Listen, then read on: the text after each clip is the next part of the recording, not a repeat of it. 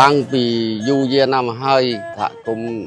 ខ្ញុំបាននឹងមិនដែលយកអ្វីក្រៅពីផ្ដៅនោះទេយកមកធ្វើប្រត់នៅតែព្យាយាមរក្សាភាពដើមរបស់ដូនតាដែលបន្សល់ទុកតាំងពីរាប់រយឆ្នាំមកហើយយើងលេងតែពេលចូលឆ្នាំទេចប់16ហ្នឹងចូល17យើងតាំងហ្នឹងលេងមកលេង3ថ្ងៃទៀតប្រត់នេះវាមានសារៈសំខាន់ណាស់តាក់ទាញជាពលរដ្ឋយើងចូលរួមដើម្បីជាមិត្តភាពមកទៅព្រៃវាយទាំងស្វាយរៀងតាំងពីគៀនស្វាយអីមកលេងនឹងដែរចង់លេងចង់មើលតើល្បែងនេះអាចសាបសូន្យទៅវិញនៅពេលណាល្បែងនេះអាចសាបសូន្យទៅវិញនៅពេលដែលអស់ផ្ដៅ